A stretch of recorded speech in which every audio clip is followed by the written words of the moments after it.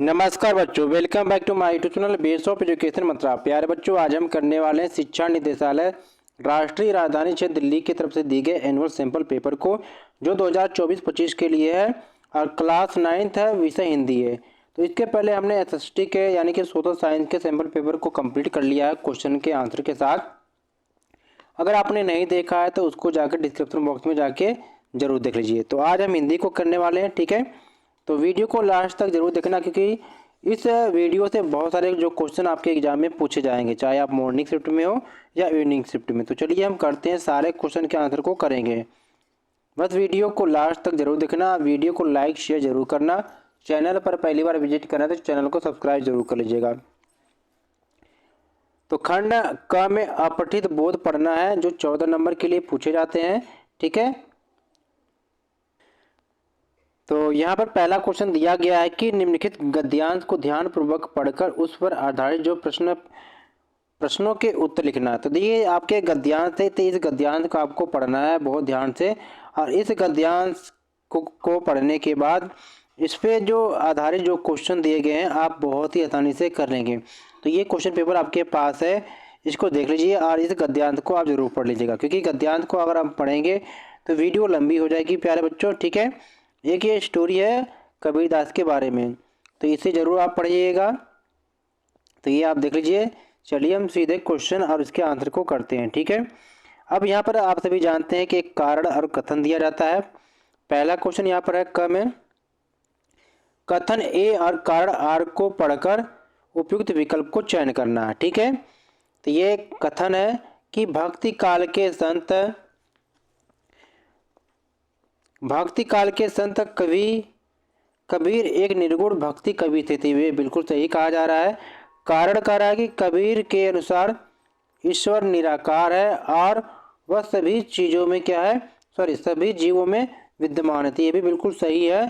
और जो कारण है ये कथन की व्याख्या करता है। तो यहाँ पर ऑप्शन जो है थर्ड, ये बिल्कुल सही हो जाएगा कि कथन ए सही है और कारण आर, यानी कि कथन ए और कारण आर सही है और कथन की व्याख्या भी करता है, ठीक है। तो पहले में क का थर्ड सही हो जाएगा। अब यहाँ पर हम सेकेंड क्वेश्चन देखते हैं, यानी ख, कि कबीर की रचनाओं में आलोचना की गई है। तो कथन के लिए उपयुक्त विकल्प का आपको चयन करना है। तो किसकी किसकी यहाँ पर आलोचना की गई है, ठीक है। तो पहला आपका दिया गया है यहाँ पर क्या है, तो यहाँ पर जो है कबीर की रचनाओं के बारे में कहा जा रहा है। तो पहला है कि धार्मिक आडंबरों की, ठीक है, धार्मिक आडंबरों की, तो ये बिल्कुल सही है। परस्पर भेदभाव की, धार्मिक कर्मकांडों की, धार्मिक सुधारों की, तो ये भी सही है, ये भी सही है, ठीक है। तो यानी कि पहला, तीसरा और चौथा सही है। तो ऑप्शन जो है चौथा सही हो जाएगा, यानी कि कथन 1, 3 और 4 सही है। अब यहाँ पर पहले का ग यहाँ पर है कि नीचे दिए हुए कॉलम 1 को कॉलम 2 से सुमेलित कर सही विकल्प का चयन कीजिए, ठीक है, कॉलम फर्स्ट और सेकेंड का। तो यहाँ पर दे रखा कि कबीर का शिष्य, यानी कि कबीर का शिष्य कौन है आपको बताना है। दूसरा है कबीर की माता कौन है, तो कबीर की माता जो है नीमा थे और कबीर के गुरु का जो नाम था ये रामानंद थे। तो यहाँ पर कबीर के जो शिष्य का नाम हो जाएगा धर्मदास, यानी कि पहले का दूसरा, ठीक है, और दूसरे का तीसरा हो जाएगा और फिर यहाँ पर तीसरे का पहले हो जाएगा। तो यहाँ पर जो है ऑप्शन बी कह सकते हैं, यानी कि दू सही हो जाएगा, दूसरा वाला, ठीक है। ये आपका राइट आंसर हो जाएगा ग का। चलिए चलते हैं अगले क्वेश्चन की तरफ। अब यहाँ पर जो क्वेश्चन नंबर जो घ है ये अंग्य है, घ और अंग्या है। अब ये क्या है, आपके लिखने वाले हैं। क्वेश्चन है कि कबीर द्वारा समाज में प्रचलित किन दो बुराइयों का विरोध किया गया था। क्योंकि इस क्वेश्चन का जो आंसर आप पैराग्राफ से ढूंढेंगे तो भी मिल जाएगा। और अगला है कि कबीर के स्वभाव के किन्हीं दो विशेषताओं का उल्लेख कीजिए। तो चलिए इस क्वेश्चन के आंसर देखते हैं। यहाँ पर क्वेश्चन नंबर 1 का घ देखेंगे कि कबीर द्वारा समाज में प्रचलित किन दो बुराइयों का विरोध किया गया था। तो यहाँ पर लिखेंगे उत्तर में कि कबीर ने अपनी रचनाओं में समाज में व्याप्त कुरीतियों और धर्मों के ढोंग की कड़ी आलोचना की है। एक तो ये लिख लेंगे पॉइंट में। दूसरे पॉइंट में लिखेंगे कि अपनी रचनाओं में पाखंड, भेदभाव और कर्मकांड का खंडन किया है। ठीक है, अब आगे क्वेश्चन देखते हैं कि कबीर के स्वभाव की किन्हीं दो विशेषताओं का उल्लेख कीजिए। तो इसके आंसर हो जाएगा कि कबीर अत्यंत उदार, निर्भय तथा सद्गृहस्थ संत थे। ठीक है, ये पहले क्वेश्चन का था। चलिए सेकेंड क्वेश्चन को हम फिर वापस चलते हैं पीडीएफ पर।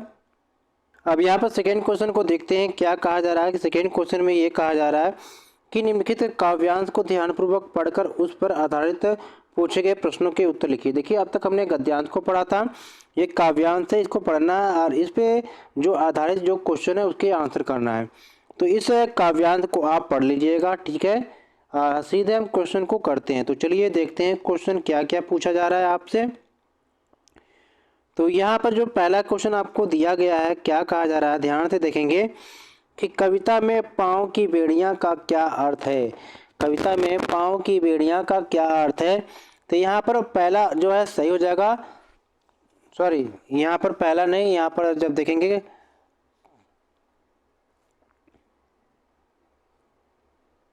तो यहाँ पर जो पहला क्वेश्चन यहाँ पर है कि कविता में पाँव की बेड़ियाँ का क्या अर्थ है, तो इसका राइट आंसर हो जाएगा ऑप्शन सेकेंड, यानी कि मानसिक बंधन। ठीक है, तो क्वेश्चन नंबर ख में देखते हैं कि कविता का मुख्य संदेश क्या है, उचित विकल्प का चयन करना है। ठीक है, तो ये यहाँ पर आप देखेंगे तो जब इसको आप देखोगे तो यहाँ पर क्या कहा जा रहा है कि पहले में कहा जा रहा है कि जीवन में हार न मानना, दूसरा है संघर्ष और हौसले से जीतना, तीसरा कहा जा रहा है सवालों से घबराना और चौथा है कि कठिन लक्ष्य बदल देना।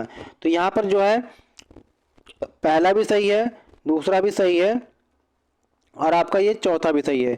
तो यहाँ पर क्या है, ऑप्शन जो है सेकंड सही हो जाएगा। ठीक है, ख का ऑप्शन सेकंड सही हो जाएगा कि पहला, दूसरा और चौथा यहाँ पर क्या हो जाएगा, सही हो जाएगा। ठीक है, चलिए अब यहाँ पर ग में देखते हैं क्या कहा जा रहा है। ग में कहा जा रहा है कि कथन ए और कारण आर को पढ़कर उपयुक्त विकल्प का चयन करना। कथन ए को देखते हैं कि क्या कहा जा रहा है कि मनुष्य को हौसला रखकर संघर्ष करते हुए आगे बढ़ना चाहिए। तो बिल्कुल सही कहा जा रहा है। कारण है कि जीवन में प्रत्येक कार्य सरल और बाधा मुक्त नहीं हो सकता है, तो ये भी बिल्कुल सही है। और जो कारण है ये कथन की व्याख्या कर रहा है। तो यहाँ पर देखिए ऑप्शन में थर्ड सही है कि कथन ए सही है और कारण आर कथन की सही व्याख्या करता है। ठीक है, चलिए अब देखते हैं क्वेश्चन नंबर घ को करते हैं। यहाँ पर क्या कहा जा रहा है कि काव्यांश के अनुसार लक्ष्य प्राप्ति के लिए मनुष्य में किन दो विशेषताओं का होना जरूरी है। काव्यांश के अनुसार लक्ष्य प्राप्ति के लिए मनुष्य में किन दो विशेषताओं का होना जरूरी है। ठीक है, और आगे देखिए अगला क्वेश्चन कहा जा रहा है आगे कि काव्यांश के अनुसार डर और असफलता को कैसे देखना चाहिए। ठीक है, अब यहाँ पर हम घ क्वेश्चन के आंसर को देखते हैं कि काव्यांश के अनुसार लक्ष्य प्राप्ति के लिए मनुष्य में किन दो विशेषताओं का होना जरूरी है। तो पहला यहाँ पर है कि मजबूत इरादों का, दूसरा है डर को दूर रखना। ठीक है, आगे देखते हैं यहाँ पर आगे में कि काव्यांश के अनुसार डर और असफलता को कैसे देखना चाहिए। तो इसका आंसर देखेंगे कि डर और असफलता को सकारात्मक दृष्टिकोण से देखकर व्यक्ति आत्मविकास और उन्नति की दिशा में आगे बढ़ सकता है। ठीक है, अब यहाँ पर हम खंड ख करने वाले हैं व्याकरण यानी व्यावहारिक व्याकरण को देखते हैं। प्रश्न नंबर 3 यहाँ पर कि निर्देशानुसार उपसर्ग और प्रत्यय पर आधारित निम्नलिखित 5 प्रश्नों में से किन्हीं 4 प्रश्नों को करना है। यानी कि 5 क्वेश्चन दिए हैं, इनमें से किन्हीं 4 प्रश्नों के करने हैं। ठीक है, तो ये सारे क्वेश्चन देख लीजिए, इसके आंसर हम करने वाले हैं। ठीक है, और इस सब के सब हम आंसर करेंगे यहाँ पर। ठीक है, तो पहला क्वेश्चन है कि पराक्रम शब्द में उपयुक्त उपसर्ग पहचान कर लिखिए। तो चलिए इस क्वेश्चन के आंसर को हम करते हैं। यहाँ पे जो थर्ड क्वेश्चन दिया है, अब इसमें पहला दिया था कि पराक्रम शब्द में प्रयुक्त उपसर्ग पहचान कर लिखिए। तो पराक्रम में जब देखेंगे तो जो प्रयुक्त उपसर्ग है इसका है परा है। ठीक है, सेकेंड है कि निर उपसर्ग से निर्मित एक शब्दार्थ को बनाना है। तो यहाँ पर निर्दोष लिख दीजिए, आप कुछ भी लिख सकते हैं, निर्दोष, निर्माण। ठीक है, जो आपको सही लगे। आगे कि ऐतिहासिक शब्द में प्रयुक्त मूल शब्द पहचान कर लिखिए। तो ऐतिहासिक में जो मूल शब्द है वो इतिहास है, ठीक है। चलिए आगे देखिए क्या करते हैं, आगे क्वेश्चन को करते हैं यहाँ पर। अब यहाँ पर चमकीला शब्द में निहित प्रत्यय पहचान कर लिखिए। तो चमकीला शब्द में जो है प्रत्यय इला है, ठीक है। आगे दिया है कि दार शब्द, दार प्रत्यय से एक क्या शब्द बनाइए। तो आप जो भी लिखेंगे लास्ट में दार आना चाहिए। तो ज्ञानदार, देनदार, बेलदार, कुछ भी आप लिख के सकते हैं, ठीक है। चलिए अब यहाँ पर आगे देखिए क्वेश्चन नंबर 4 यहाँ पर आ गया। क्या कहा जा रहा है कि निर्देशानुसार समास पर आधारित निम्नलिखित 5 प्रश्नों में से किन्हीं 4 प्रश्नों के उत्तर आपको देना है। तो पहला है कि नवरात्रि समस्त पद का समास विग्रह आपको करना है। तो इसका उत्तर हो जाएगा नवरात्रियों का समूह। ख है कि प्रतिवर्ष शब्द में निहित समास का भेद बताइए। तो इसमें अव्ययी भाव समास है। आगे जहाँ पूर्व पद विशेषण और उत्तर पद विशेष से हो वह समास क्या कहलाता है। तो वह कहलाता है कर्मधारय। बहुव्रीहि समास का एक उदाहरण लिखिए। तो आप कुछ भी लिख सकते हैं। तो यहाँ पर है दशानन, यानी जिसके 10 मुख हो, अर्थात रावण, ठीक है। अब आगे यहाँ पर देखेंगे क्या कहा जा रहा है कि पंचवटी शब्द में निहित समास को लिखना है, आपको समास का भेद बताना है। ये द्विगु समास है, ठीक है। चलिए अब यहाँ पर हम 5वें क्वेश्चन को देखते हैं कि निर्देशानुसार अर्थ के आधार पर वाक्य भेद पर आधारित निम्नलिखित 5 प्रश्नों में से किन्हीं 4 प्रश्नों के आपको उत्तर देना है। तो यहाँ पर सारे देखते जाएंगे। पहला क्वेश्चन है, गया पराये बैलों पर अधिक खर्च नहीं करना चाहता था, वाक्य भेद लिखिए। तो इसका हो जाएगा निषेधवाचक वाक्य। दूसरा कि बाल सभा ने बैलों का खूब स्वागत किया, यहाँ पर किया लिख लेंगे आप, ठीक है, किया। तो इसका वाक्य भेद आप देखेंगे तो हो जाएगा विधानवाचक, ठीक है। ग कि शायद लेखक का घोड़ा भटक गया था, तो वाक्य भेद बताना है। तो ये संदेशवाचक हो जाएगा, ठीक है। अब अगला क्वेश्चन यहाँ पर क्या कहा जा रहा है, ध्यान से देखेंगे कि जिन वाक्यों में एक क्रिया के दूसरी क्रिया पर निर्भर होने का बोध हो वहाँ अर्थ की दृष्टि से वाक्य का कौन सा भेद होता है। तो उसे कहते हैं संकेतवाचक वाक्य। अगला है इच्छावाचक वाक्य का एक उदाहरण दीजिए। तो इसमें लिख सकते हैं कि मैं अच्छा विद्यार्थी बनना चाहता हूँ, क्योंकि यहाँ पर इच्छा जाहिर की जा रही है, ठीक है। क्वेश्चन नंबर 6 को देखते हैं। यहाँ पर क्या कहा जा रहा है, ध्यान से देखेंगे बच्चों आप कि निर्देशानुसार अलंकार पर आधारित निम्नलिखित 5 प्रश्नों में से किन्हीं 4 प्रश्नों की रेखांकित काव्य पंक्तियों में अलंकार पहचान कर लिखिए। तो क्या है इसमें, निरपख होड़ के हरि भजय सोई संत सुजान, इसमें क्या है, अनुप्रास अलंकार है, ठीक है। आगे देखिए, देखी सुदामा की दीन दशा करुणा करी करिक करुणा निधि रोए। तो इसमें जो है अलंकार है, इसमें भी अनुप्रास अलंकार है। अगला है 3 बेर खाती थी वो 3 बेर खाती है। तो ये कौन सा अलंकार है, यमक अलंकार है, ठीक है। आगे सुबरन को खोजत फिरत कवि व्याभिचारी चोर। तो इसमें क्या है, श्लेष अलंकार है, ठीक है ना। आगे देखिए, शीतलता पाना आग से और जल से जल जाना। इसमें क्या है, यमक अलंकार है, ठीक है ना। वीडियो को लाइक जरूर कर दीजिएगा जितने लोग देख रहे हैं, क्योंकि जितने वीडियो को लाइक करेंगे उतने बच्चे एग्जाम में पास कर लेंगे।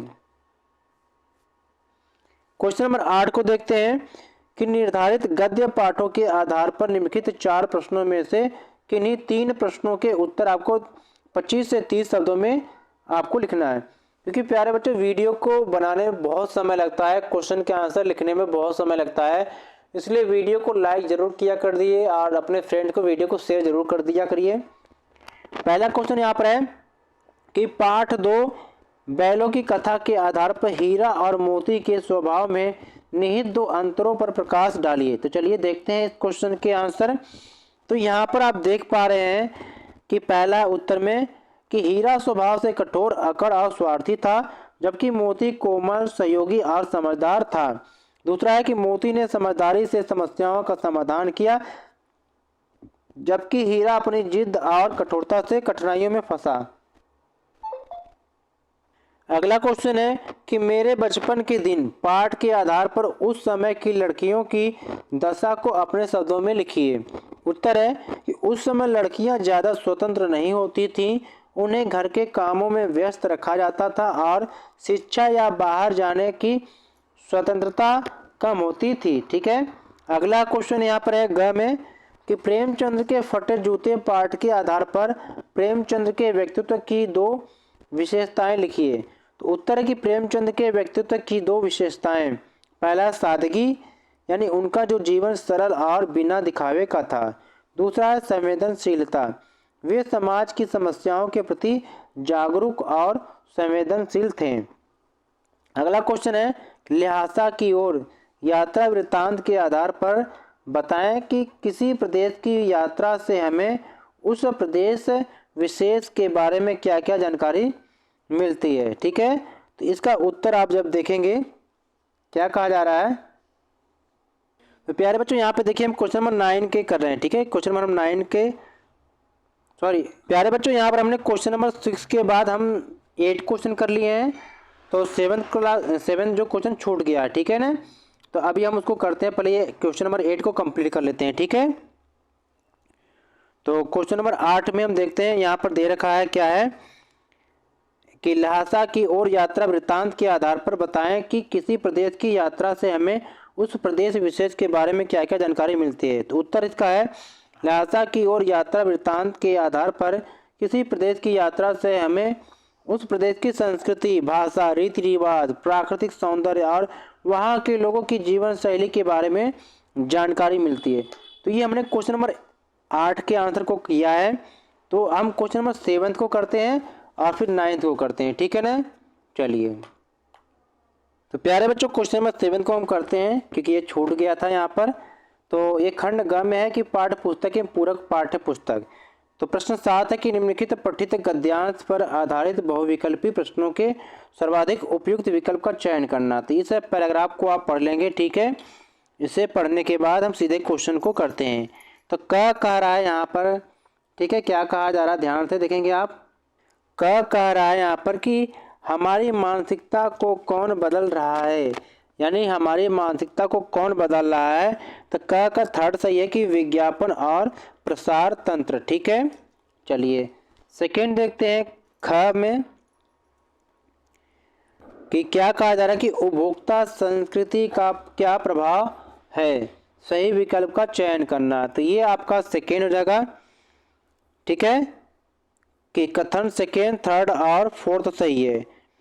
सेकेंड यानी कि वर्गों के बीच अंतर का बढ़ना, सांस्कृतिक अस्मिता का ह्रास होना, भोग की आकांक्षा बढ़ना। तो ये आपके सेकेंड ऑप्शन सही हो जाएगा। ठीक है, 7वें में चलिए थर्ड को देखते हैं हम यहीं पर, यानी कि ग में क्या कहा जा रहा है, कथन ए और कारण आर को पढ़कर सही विकल्प को चयन करना। कथन को देखते हैं, उपभोक्ता संस्कृति हमारी सामाजिक नींव को ही हिला रही है।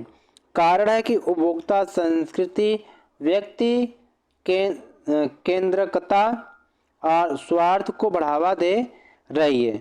तो अब इसका जो हम देखते हैं ग में जो है थर्ड सही है, यानी कि क्या कहा जा रहा है कि कथन ए सही और कारण आर कथन ए की सही व्याख्या करता है। ठीक है, चलिए चलते हैं घ को देखते हैं कि लेखक के अनुसार क्या गंभीर चिंता का विषय है। लेखक के अनुसार क्या गंभीर चिंता का विषय है। तो यह जो चिंता का विषय है ऑप्शन ए सही है कि दिखावे की संस्कृति का फैलना। ठीक है, आगे क्या है अंगे में कि गांधी जी के अनुसार स्वस्थ सांस्कृतिक प्रभावों के लिए क्या आवश्यक है। तो इसका राइट आंसर है सेकेंड है कि दरवाजे खिड़की खुले रखें और अपनी बुनियाद पर कायम रहें। ठीक है, चलिए अब आगे हम देखें यहाँ पर क्या है, क्वेश्चन नंबर 8 आ गया जिसके सारे आंसर को हमने कर लिया है। ठीक है, अब सीधे क्वेश्चन नंबर 9 को हम करते हैं। यहाँ पर क्वेश्चन 9 क्या कह रहा है कि निम्नलिखित पठित काव्यांश पर आधारित बहुविकल्पी प्रश्नों के सर्वाधिक उपयुक्त उत्तर वाले विकल्प को चयन करके लिखना है। तो इसको आपको पढ़ लेना है और सीधे हम आंसर को करते हैं। पहला क्वेश्चन है कि प्रस्तुत पंक्तियां किसके द्वारा लिखी गई हैं। ठीक है, तो ये है आपके थर्ड है रसखान के द्वारा, ठीक है। पहले में क का थर्ड। चलिए अब ख को देखते हैं। यहाँ पर क्या कहा गया है आपसे कि प्रस्तुत पंक्तियों में कवि ने क्या इच्छा व्यक्त की है, सही विकल्प का चयन करना है, ठीक है। तो इसको देखते हैं कि नंद की गाय के रूप में जन्म लेना चाहते हैं, बिल्कुल सही है। गोकुल के ग्वाले के रूप में जन्म लेना चाहते हैं, ठीक है, तो ये भी सही है। फंसी बनकर कदम की डाल पर रहना चाहते हैं, ठीक है, तो ये भी सही है। अगला, कृष्ण की तरह गोवर्धन पर्वत उठाना चाहते हैं, तो ये नहीं है। तो यहाँ पर आपके ऑप्शन थर्ड सही हो जाएगा, कथन 1, 2 और 3 सही है, ठीक है। चलिए आगे चलते हैं। अब यहाँ पर ग कथन देखते हैं क्या कहा जा रहा है कि कथन ए और कारण आर को ध्यान पूर्वक पढ़कर सही विकल्प का चयन करना है।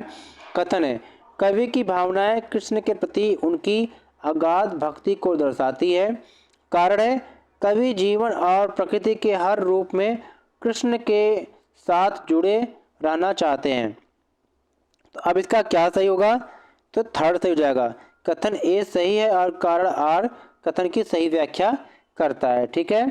चलिए घ को देखते हैं। यहाँ पर क्या कहा जा रहा है कि पाहन हो तो वहीं गिरी को जो कियो हरिछत्र पुरंदर धारण, पंक्ति में कौन सी घटना का उल्लेख किया गया है।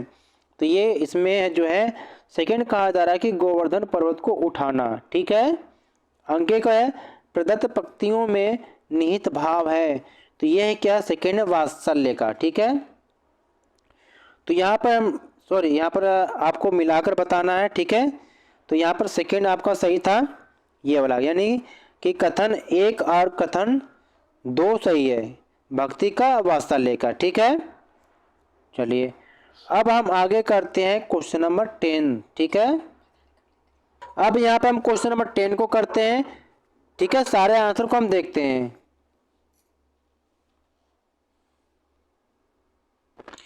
अब यहाँ पे क्वेश्चन नंबर 10 देखते हैं कि निर्धारित कविताओं के आधार पर निम्नलिखित 4 प्रश्नों में से किन्हीं 3 प्रश्नों के उत्तर 25 से 30 शब्दों में लिखना है, ठीक है। कहा जा रहा है कि कवि ने जन्म और कर्म में से किसे महत्वपूर्ण माना है और क्यों, और तर्क सहित आपको उत्तर देना है। तो इसके आंसर हम देखते हैं कि कवि ने कर्म को अधिक महत्वपूर्ण माना है क्योंकि उनका मानना था कि व्यक्ति के अच्छे कर्म ही उसकी आत्मा को उन्नति की ओर ले जाते हैं, न कि जन्म, ठीक है। अब चलते हैं ख के आंसर को देखते हैं।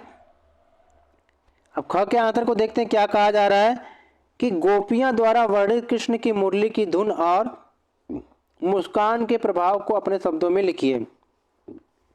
उत्तर है, गोपियां कृष्ण की मुरली की धुन और मुस्कान से मोहित थीं। उनकी मुरली की ध्वनि जैसे दिलों को छू जाती थी और मुस्कान ने प्रेम और आत्मिक सुख का एहसास दिलाया, ठीक है। ग है कि कैदी और कोकिला कविता में कवि और कोकिला के बीच मौजूद 2 अंतर लिखिए। तो पहला देखते हैं, कैदी और कोकिला कविता में कवि का मन बंदी था जबकि कोकिला स्वतंत्र और खुशहाल थी। दूसरा अंतर है, कवि को कैद की पीड़ा थी जबकि कोकिला स्वच्छंद रूप से गा रही थी, ठीक है। अगला देखते हैं घ के कि मेघ रूपी मेहमान के आने से प्रकृति में होने वाले 2 परिवर्तनों का उल्लेख कीजिए। तो आंसर देखते हैं कि मेघ रूपी मेहमान के आने से प्रकृति में 2 परिवर्तन होते हैं। पहला है, आकाश में घने बादल छा जाते हैं। दूसरा, हवा तेज हो जाती है और वातावरण में ठंडक बढ़ जाती है, ठीक है। अब क्वेश्चन नंबर 11 को देखते हैं कि पूरक पाठ्य पुस्तक के निर्धारित पाठों पर आधारित निम्नलिखित 3 प्रश्नों में से किन्हीं 2 प्रश्नों के उत्तर लगभग 50 से 60 शब्दों में आपको देना है। तो का को देखते हैं, यह जब दानापुर डूब रहा था तो पटनिया बाबू लोग उलट कर देखने भी नहीं गए। अब बूझो डैड डैड अब बूझो, इस कथन द्वारा लोगों की किस मानसिकता पर चोट की गई है। इसके उत्तर देखते हैं, इस कथन द्वारा समाज की स्वार्थपूर्ण और संवेदनहीन मानसिकता पर चोट की गई है। इसमें बताया गया है कि जब दानापुर में लोग मुश्किल में थे तब संपन्न लोग उनकी मदद के लिए आगे नहीं आए। इससे यह स्पष्ट होता है कि समाज में लोग अपनी सुविधा और स्वार्थ के कारण दूसरों की परेशानियों की अनदेखी करते हैं, ठीक है। दूसरा क्वेश्चन यहाँ पर क्या कहा जा रहा है, उमा का पात्र शिक्षा द्वारा स्त्री सशक्तिकरण का एक उदाहरण है। रीढ़ की हड्डी पाठ में आई घटनाओं के आधार पर स्पष्ट कीजिए। तो इसके उत्तर को हम देखते हैं। रीढ़ की हड्डी पाठ में उमा ने शिक्षा के माध्यम से आत्मनिर्भरता और जागरूकता प्राप्त की। उसने अपने अधिकारों और सम्मान के लिए समाज से लड़ाई लड़ी और अपने परिवार की मदद भी की। इससे यह सिद्ध होता है कि शिक्षा महिलाओं को आत्मनिर्भर और सशक्त बनाती है।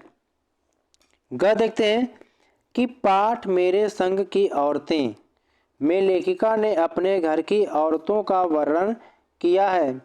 इस तरह आप भी अपने जीवन को प्रभावित करने वाली किसी एक महिला के व्यक्तित्व का वर्णन कीजिए। उत्तर है, ठीक है, कि मेरे जीवन को सबसे अधिक प्रभावित करने वाली महिला मेरी माँ है। उनका धैर्य, स्नेह और कठिन परिस्थितियों में सकारात्मक दृष्टिकोण ने मुझे जीवन जीने की सच्ची प्रेरणा दी है। ठीक है, चलिए अब यहाँ पर हमने क्या खंड घ के क्वेश्चन को कंप्लीट कर लिया। अब खंड घ को करते हैं। रचनात्मक लेखन है। प्रश्न संख्या 12 कि निम्नलिखित 3 विषयों में से किसी एक विषय पर आपको दिए गए संकेत बिंदुओं के आधार पर आपको क्या करना है, 120 शब्दों में अनुच्छेद लिखना है। तो 3 कौन कौन से हो सकते हैं। पहला है कि सड़क दुर्घटनाएं, कारण और रोकथाम। तो हमें तो तीनों करना है, तो चलिए करते हैं, लेकिन आपको तीनों में से किसी एक को करना है। तो आपको इन पॉइंट को मिलाकर ही आपको क्या करना है, अनुच्छेद को तैयार करना। ठीक है, तो चलिए देखते हैं इसके आंसर। तो है इसके आंसर क्या है कि सड़क दुर्घटनाएं, कारण और रोकथाम। तो सड़क दुर्घटनाएं आजकल एक गंभीर समस्या बन चुकी हैं जो हर वर्ष कई जीवनें छीन लेती हैं। इन दुर्घटनाओं के मुख्य कारणों में क्या है कि तेज रफ्तार से गाड़ी चलाना, लापरवाही, शराब पीकर वाहन चलाना, खराब सड़कें और यातायात नियमों का उल्लंघन शामिल भी है इसमें। ठीक है, बहुत सारे लोग क्या है यातायात नियमों का उल्लंघन भी करते हैं। ठीक है, आगे देखिए। इसके अतिरिक्त वाहन चालकों की असावधानी और सड़क संकेतों की अवहेलना भी हादसों का कारण बनती है। दुर्घटनाओं की रोकथाम के लिए हमें सुरक्षा मानकों का पालन करना चाहिए, सड़क सुरक्षा शिक्षा फैलानी चाहिए और वाहन चालकों को प्रशिक्षण देना चाहिए। सरकार को सख्त यातायात नियम लागू करने चाहिए और जनता को भी इन नियमों का पालन करने के लिए प्रेरित करना चाहिए। यह सुनिश्चित करने के लिए कि सड़कें सुरक्षित हों, सरकार और जनता दोनों को मिलकर प्रयास करना चाहिए। ठीक है, यहाँ पर हमने ये कंप्लीट कर लिया।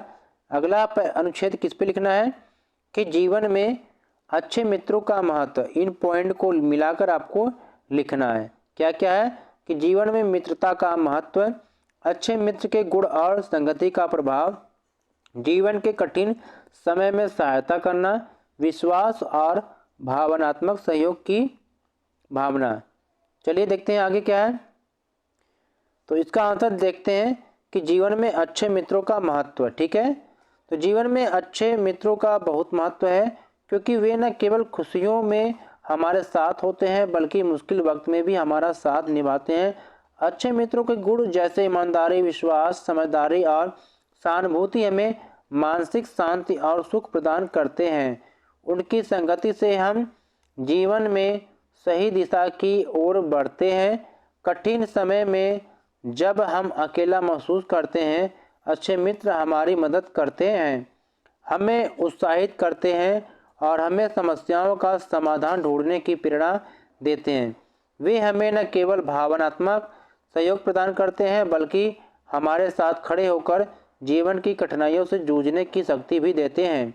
इस प्रकार अच्छे मित्रों का साथ जीवन को संपूर्ण और सार्थक बनाता है। ठीक है, अब तीसरे हम अनुच्छेद को करते हैं कि विविधता में एकता भारत की पहचान है। तो इन सारे पॉइंट को मिलाकर लिखना है।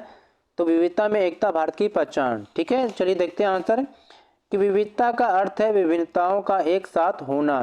भारत एक ऐसा देश है जहां सांस्कृतिक, धार्मिक, भाषाई और भौगोलिक दृष्टिकोण से अत्यधिक विविधताएं पाई जाती हैं। यहाँ विभिन्न जातियाँ, धर्म, भाषा, पहनावे और रीति रिवाज हैं, फिर भी सभी लोग एकता के सूत्र में बंधे हुए हैं। भारतीय समाज में विविधता के बावजूद राष्ट्रीय एकता की महत्ता को हमेशा प्राथमिकता दी गई है। यह देश विभिन्नताओं के बीच एकता का प्रतीक है। हालांकि इस विविधता के साथ कुछ चुनौतियां भी आती हैं, जैसे सांप्रदायिक भेदभाव और भाषाई भेदभाव।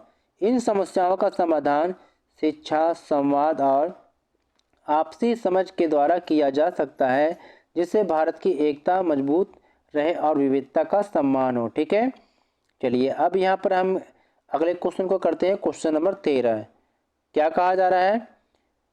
13 का क है। ठीक है, आप योगिता यानी कि अगर लड़की है तो योगिता आप नाम रखेंगे, लड़के हैं तो युवराज। योगिता या युवराज है। आपकी बड़ी बहन ने 12वीं क्लास में प्रथम स्थान प्राप्त किया है। इस अवसर पर उनको बधाई देते हुए और भविष्य में अपने लिए मार्गदर्शन प्राप्त करने हेतु लगभग 100 शब्दों में आपको पत्र लिखना है। तो चलिए लिखिए। तो यहाँ पर लिखेंगे, प्रिय दीदी, सस्नेह नमस्कार। आपको 12वीं कक्षा में प्रथम स्थान प्राप्त करने के लिए ढेर सारी बधाइयाँ। यह आपकी मेहनत, लगन और समर्पण का परिणाम है। हम सभी बहुत खुश हैं और आपके इस शानदार प्रदर्शन पर गर्व महसूस कर रहे हैं। आपका यह सफलता मेरे लिए प्रेरणा है। मुझे उम्मीद है कि आप मुझे अपने अनुभवों से मार्गदर्शन देंगी ताकि मैं भी अपनी पढ़ाई में सफलता प्राप्त कर सकूं। आपके जैसा मार्गदर्शन मुझे मेरे लक्ष्य को प्राप्त करने में मदद करेगा। कृपया हमेशा मेरा मार्गदर्शन करती रहें। आपकी छोटी बहन या भाई, योगिता या युवराज। ठीक है, ये प्रो फार्मा है, आप नोट कर लेंगे। ठीक है बच्चों, चलिए आगे चलते हैं। अगले क्वेश्चन, अब ये अथवा है क्योंकि दोनों में से किसी एक के बारे में आपको करना है, चाहे क करिए या ख। ठीक है, ये क्या कर रहा है कि अगर आप मीनल है या मिहिर है तो आप विज्ञान क्लब के अध्यक्ष हैं। अपने क्लब कालांश में निर्मित विज्ञान के विभिन्न मॉडल की प्रदर्शनी के लिए विद्यालय में विज्ञान दिवस के आयोजन हेतु प्रधानाचार्य या प्रधानाचार्या को लगभग 100 शब्दों में आपको पत्र लिखना है। ठीक है, तो चलिए देखते हैं यहाँ पर। ठीक है, तो यहाँ पर है कि उत्तर में लिखेंगे, प्रिय प्रधानाचार्य या प्रधानाचार्या, सस्नेह नमस्कार। मैं मीनल या मिहिर विज्ञान क्लब की अध्यक्ष आपके मार्गदर्शन में विद्यालय में विज्ञान दिवस के आयोजन हेतु एक प्रस्ताव प्रस्तुत करना चाहता हूं। हम क्लब के सदस्य इस अवसर पर विभिन्न विज्ञान के मॉडल तैयार कर रहे हैं जो छात्र छात्राओं को विज्ञान के प्रति जागरूक और उत्साहित करेंगे। हम इस प्रदर्शनी को विद्यालय में आयोजित करना चाहते हैं ताकि विद्यार्थी न केवल विज्ञान के सिद्धांतों को समझ सके बल्कि उनका व्यवहारिक ज्ञान भी प्राप्त कर सकें। कृपया इस कार्यक्रम के आयोजन की स्वीकृति प्रदान करें। आपकी प्रतीक्षारत मीनल या मिहिर विज्ञान क्लब की अध्यक्ष या अध्यक्षा। ठीक है, ये आप लिख लेंगे। चलिए अब हम अगले क्वेश्चन की तरफ चलते हैं। Question number 14। ठीक है, इसमें भी 2 क्वेश्चन है, दोनों में से कोई एक करना है कि आप महक या मोहित हैं। पिछले सप्ताह आपने अपने एक ऑनलाइन वेबसाइट से एक दीवार घड़ी खरीदी थी जो अब खराब हो गई है। इस घड़ी की शिकायत और बदलाव की मांग करते हुए उपभोक्ता सेवा केंद्र को लगभग 100 शब्दों में ईमेल लिखिए। तो जैसे ईमेल आप लिखते हैं तो उसमें देखते हैं ना कि उसमें पहला आपका ईमेल आईडी दिखाएगा फ्रॉम करके, फिर जिसको आपको भेजना टू में आप उनका ईमेल एड्रेस लिखेंगे। फिर इसके बाद आप लेटर टाइप करेंगे। विषय में लिखेंगे खराब दीवार घड़ी की शिकायत और बदलाव की मांग। लिखेंगे प्रिय उपभोक्ता सेवा केंद्र, सस्नेह नमस्कार। मैं महक मोहित पिछले सप्ताह आपकी वेबसाइट से एक दीवार घड़ी, यहाँ पर ऑर्डर संख्या लिख लेंगे, खरीदी थी। दुर्भाग्यवश अब यह घड़ी ठीक से काम नहीं कर रही है। घड़ी में कोई तकनीकी खराबी है जिससे समय सही तरीके से नहीं दिखता। मैंने सभी निर्देशों का पालन किया फिर भी समस्या बनी हुई है। ठीक है, मैं आपसे निवेदन करता या करती हूँ कि मुझे इसे बदलकर एक नई और सही काम करने वाली घड़ी भेजें या फिर मेरे पैसे वापस किए जाएं। कृपया शीघ्र इस मुद्दे का समाधान करें। धन्यवाद। महक मोहित आपका पता, ठीक है, अपना यहाँ पर नोट डाउन कर लेंगे। चलिए अब यहाँ पर सेकेंड पार्ट करते हैं ख, ठीक है, अथवा वाले, क्योंकि दोनों में से कोई एक करना है। तो दिए गए संकेत बिंदुओं के आधार पर 100 शब्दों में आपको क्या लघु कथा लिखनी है। संकेत बिंदु यही है कि रात को चोरों का घर में आना, आपके द्वारा घर के सदस्यों की जान बचाना, बुद्धि और बहादुरी का प्रदर्शन, अखबार में नाम आना और पुरस्कार मिलना। तो इन सारे पॉइंट के आधार पर हम कहानी को कंप्लीट करते हैं। चलिए देखिए, रात का समय था, मैं सो रहा था, तभी अचानक घर में कुछ आहटें सुनाई दी। मैंने चुपके से खिड़की से देखा तो कुछ चोर घर में घुस रहे थे। मैंने तुरंत अपना मोबाइल उठाया और पुलिस को सूचना दी। फिर मैं चुपचाप अपने परिवार को जगाकर उन्हें बाहर के कमरे में भेज दिया।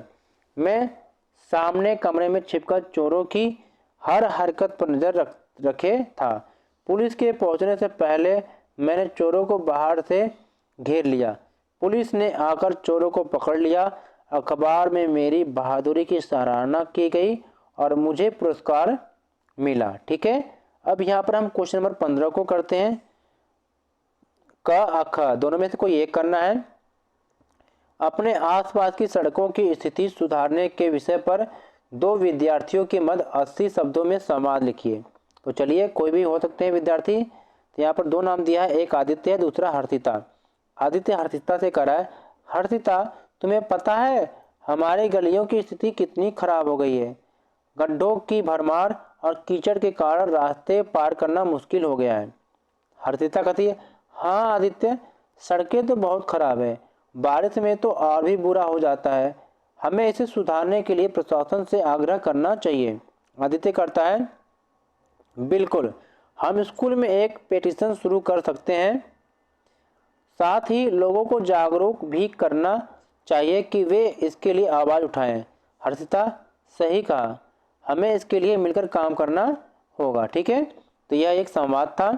दूसरा पार्ट है इस क्वेश्चन का, अथवा दोनों में कोई एक करना है कि आप मानसी या मानस हैं, आप विद्यालय की हिंदी समिति की या के अध्यक्ष हैं।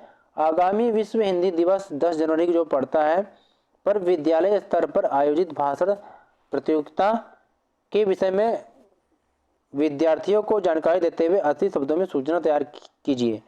तो उत्तर लिखते हैं, सूचना। प्रिय विद्यार्थियों, सभी को सूचित किया जाता है कि आगामी 10 जनवरी को विश्व हिंदी दिवस के अवसर पर विद्यालय में भाषण प्रतियोगिता आयोजित की जाएगी। इस प्रतियोगिता का उद्देश्य हिंदी भाषा के महत्व को बढ़ावा देना है।